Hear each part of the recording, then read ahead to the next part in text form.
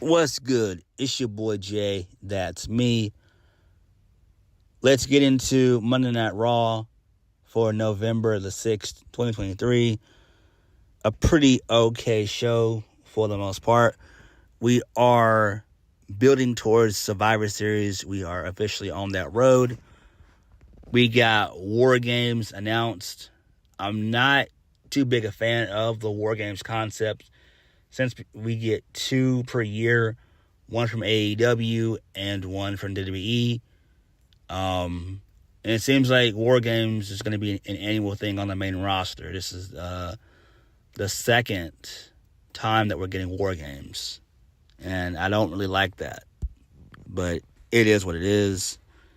We'll talk about that when we get to it. I know people on the internet in the YWC and IWC, they have mixed feelings and mixed reactions for whatever reason. But we'll discuss that when we get to it. So we kick the show off with Seth Rollins. So Seth Rollins comes out. He gets on the mic. He puts over the match that he and Drew McIntyre had at Crown Jewel. He said that they both beat the hell out of each other. He said it's the reason why he's not 100% at the moment.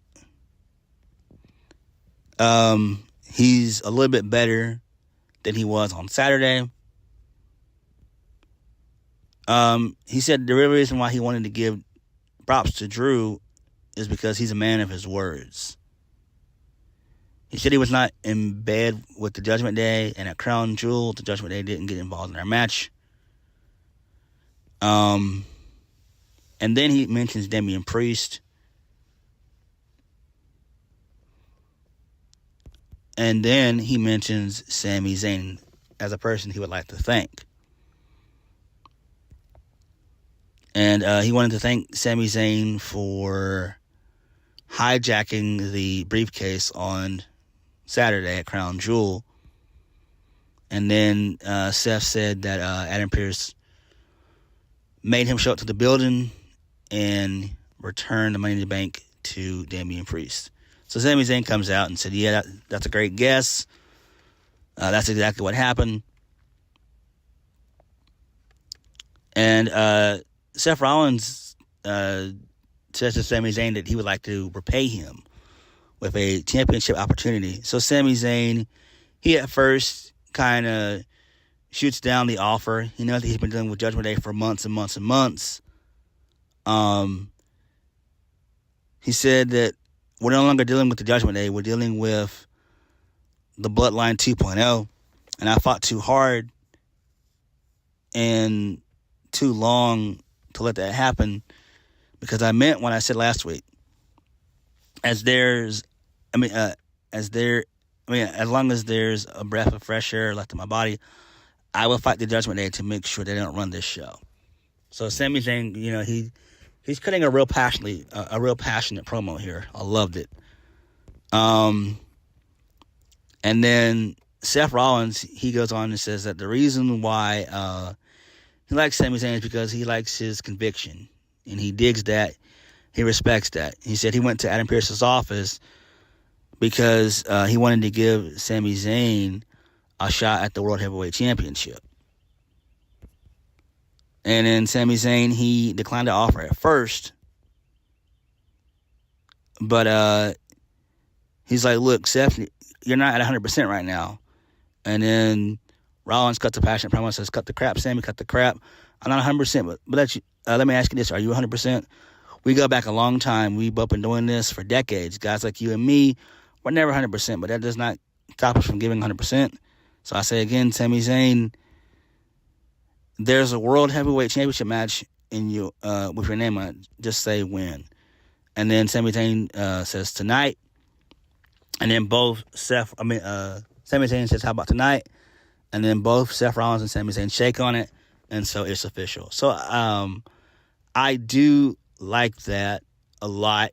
Seth Rollins and Sami Zayn, they've always worked well together. Both very good in-ring workers. Sami Zayn has had a really good character as of late. For the past, I want to say 4 years, he's had a good character. Even when he was heel, being the conspiracy theorist, that character was great. I love that character. That was great. But the underdog babyface Sami Zayn is so lovable and is so relatable, which is why people love the character so much. He's like literally the closest version of Daniel Bryan that you can get. So, that's one of the reasons why I like Sami Zayn. Sami Zayn is great. He is tremendous. But the match is official, so that's good there. Moving on. So, we're at the Judgment Day Clubhouse. So, Dom is elated that Logan Paul defeated his deadbeat dad to become the new United States champion. Damian Priest is livid about tonight's main event.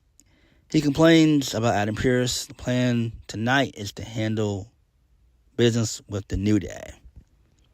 So this leads us into our first match of the night. The Judgment Day versus the New Day. The Judgment Day get the win via the South of Heaven chokeslam into the coup de grace for the 1, 2, 3. And I like that finish right there. That's a great finish. The New Day are stale as fuck. I don't know why they're still even around. I really just don't know. They are a tiresome act, just like the Elite in AEW. Those two acts are so stale, it's unreal. It's unreal. It's like neither act has done anything to reinvent themselves and change themselves. They've not done anything. It's still the same old goofy shit. With both acts, both the New Day and the Elite, both of them are stale. And that's not a good thing. That's not a good thing. And both have been doing this for 10 years now. The New Day has been stale. Moving on. So, Jackie Redmond, she tried to interview Drew McIntyre as he was arriving to the arena. So, Jackie asked Drew what's next for him. McIntyre just completely ignores Jackie and decides to drive away. So, I like that. It seems like Drew McIntyre is going to turn heel. That's something that I'm down for. He might be the 5th member of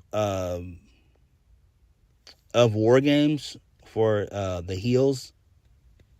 So he might be the 5th member. Possibly. I don't know. We still have 3 weeks left until Survivor Series. Moving on. Oh my God. We get a freaking Natalya vignette. And I wanted to saw my television in half. I really did. I wanted to take a chainsaw and just cut and slice and dice my 45-inch television. I was just like, oh my God. TJ, my man, can you please impregnate Natalya? Please. Or if you can't, can you please put her in a backstage producer role? Please, man. Damn. Every week. Every single week we see Natalya. Oh my God. Every week.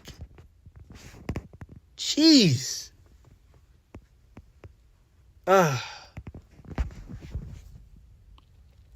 Next. Moving on. Shinsuke Nakamura versus Akira Tozawa. Nakamura defeats Akira Tozawa with the Kinshasa. And then post-match, Nakamura has a little stare down with Otis. And then Nakamura heads off to the backstage area. I'm fine with this. I don't know what they're going to do with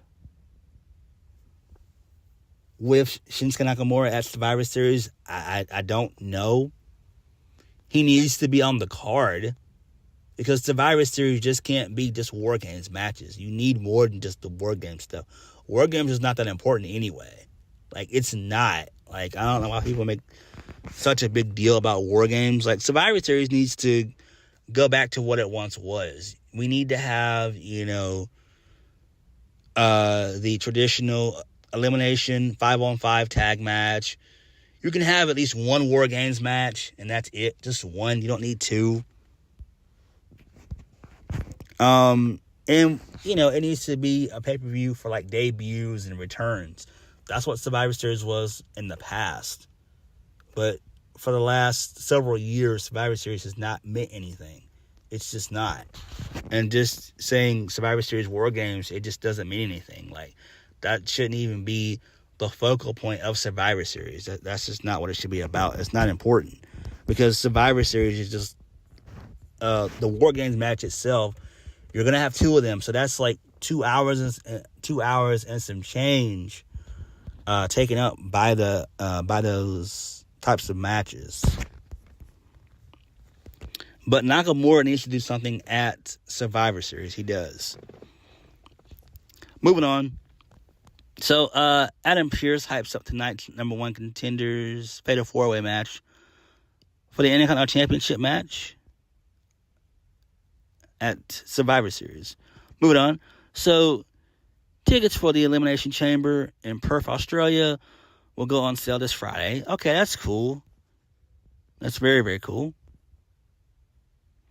Moving on. So, Seth Rollins tells Adam Pearce that he's born to run and he has nothing to worry about tonight. Okay. This leads us into the fatal four-way number one contender for the Intercontinental Championship. Ricochet, Miz, Bronson Reed, and Ivar. So Miz gets the win. Makes the most sense. Post-match, Ivar beats the shit out of the Miz. And he plants Miz with the moonsault.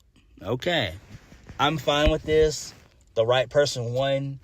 I'm still not on the train of babyface Miz. That's just me. And I know I'm not the only one who feels that way. I know a lot of people in the YWC and IWC feel that way, just like myself. But it's not a good look because Miz just does his best work as a heel. When he's a babyface, it seems so forced. It just does. But this makes the most sense because Gunther's already had multiple matches with Ricochet in the past. He's beaten Bronson Reed twice. And him having a match with Ivar would be okay, but it doesn't scream pay-per-view. That screams more of a Monday Night Raw match, if we're being honest. And that's just all it is. So, Miz winning here was the right decision. I'm fine with it, though. And I think I'm actually kind of intrigued to see Gunther and The Miz. I'm actually really intrigued for that. Hopefully we get some more promo work from both those guys. We know Miz is solid on the mic. He always has been. But Gunther, he's okay on the mic. But I want to see how some promo battles would play out between the two of them. Moving on. So, the Alpha Academy, they're going to be accompanying Akira Tozawa tomorrow night on NXT during his NXT Heritage Cup match with Noam Dar. And I just wanted to set my television on fire.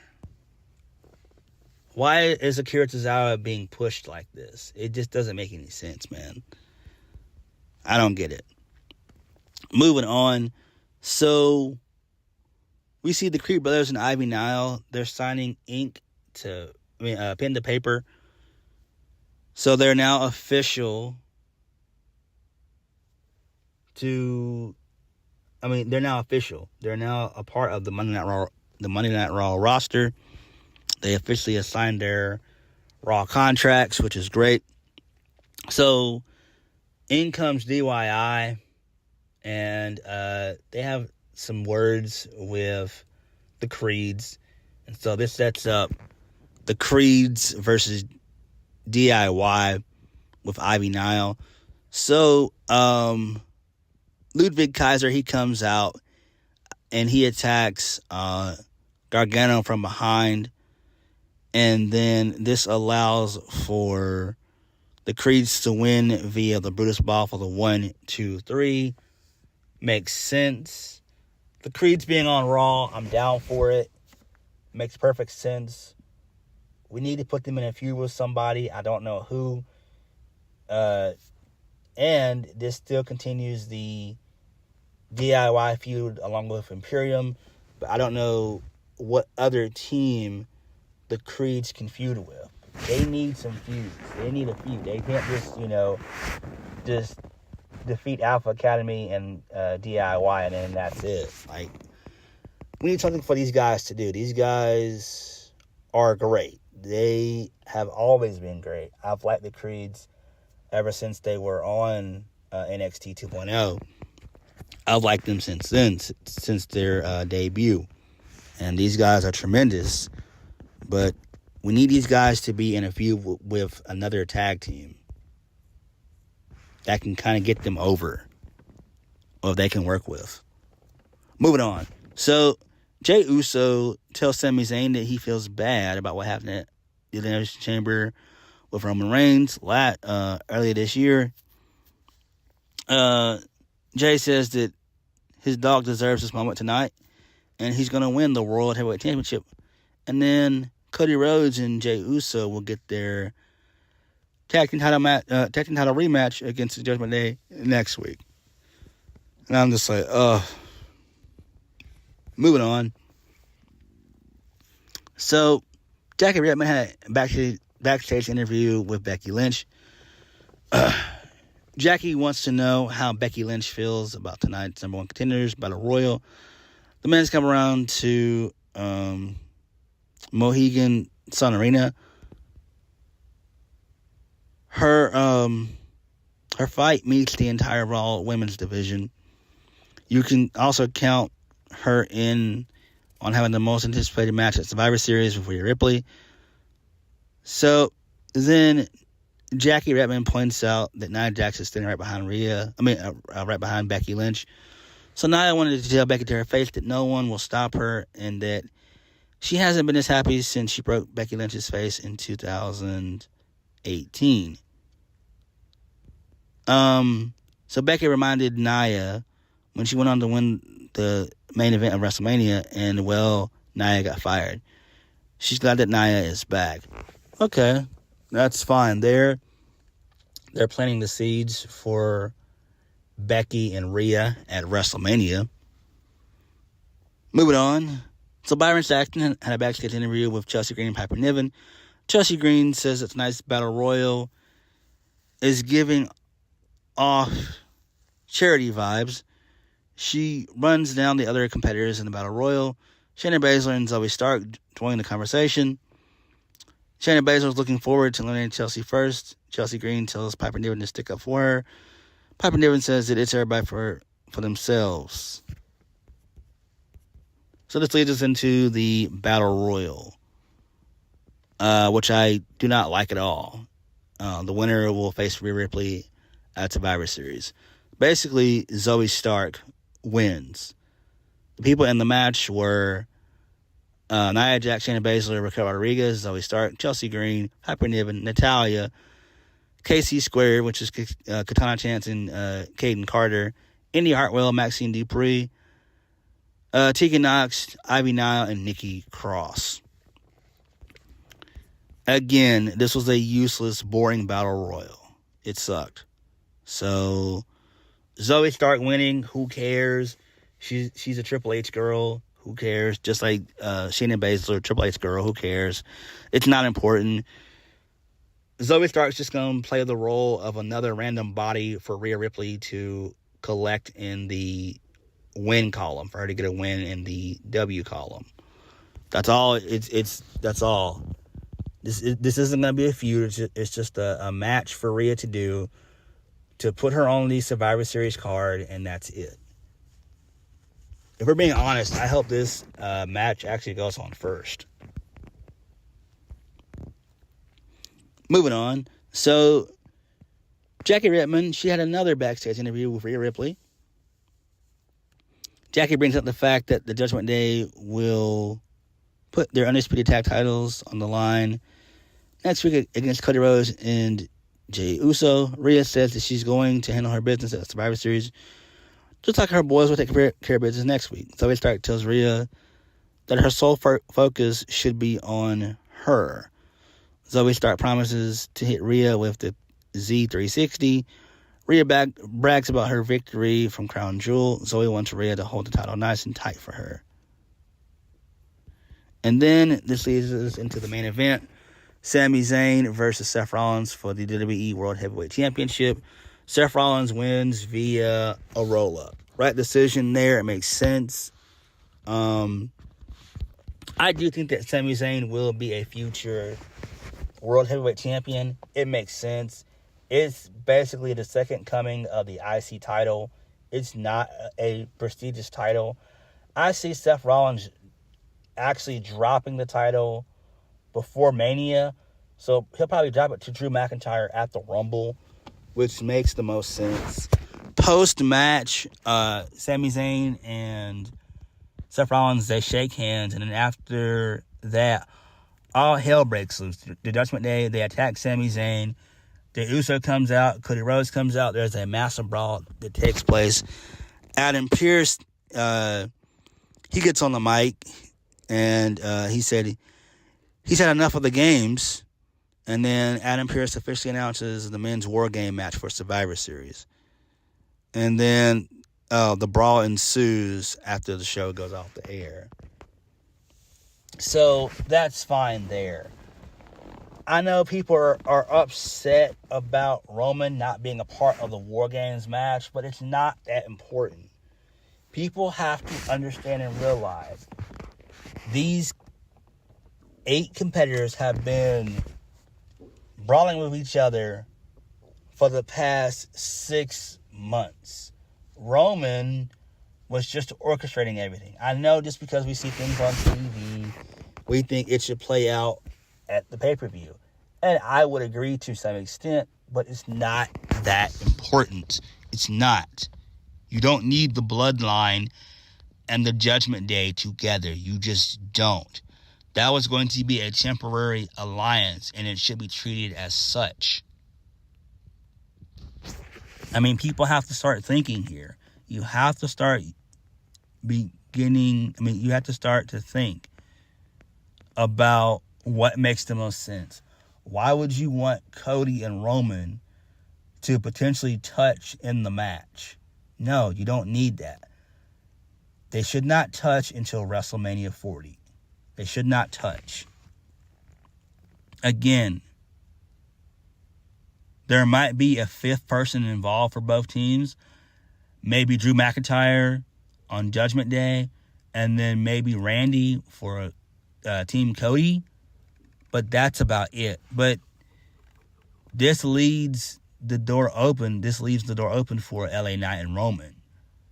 Because Roman's going to be at Survivor Series. I don't care what Meltzer or anybody else is reporting. Roman's going to be at Survivor Series. That's just common sense. So, what I hope they do is Roman, LA Knight 2, maybe have some specialty match, and then that's how we end the feud there. That's what I would do. You don't need Solo and Jimmy involved at Survivor Series. You just don't. I mean, they could get involved in the War Games match itself, but you don't need them on a separate card. In a match at Survivor Series. People have to think. My bad. Excuse me. People have to think. War Games. Survivor Series War Games is gonna be probably a 7-match card. You got 2 of the War Games matches. You've got Rhea and Zoey Stark. That's 3. So you basically have 4 more slots open. And Roman needs to be on the card. And he's going to be. So I hope that they're going to do LA Knight, Roman Reigns Part 2 at Survivor Series. And I think that's what they're going to go with this anyway. That actually makes the most sense. That's just what I would do. And that's probably what they are going to do anyway. Because you shouldn't put Roman in a useless tag match. You could still put Roman in just a one-on-one match, him versus LA Knight. Have some special stipulation, maybe like a steel cage or something. Well, not a steel cage. Maybe like a like an ODQ match or something like that, or maybe a last man standing match or something of that effect to kind of put an end to that feud. And that's where I hope they're going with everything. I hope that's where it ends, where we get, LA Knight and Roman Reigns Part 2 at Survivor Series. But Raw itself was okay. But what did you guys think?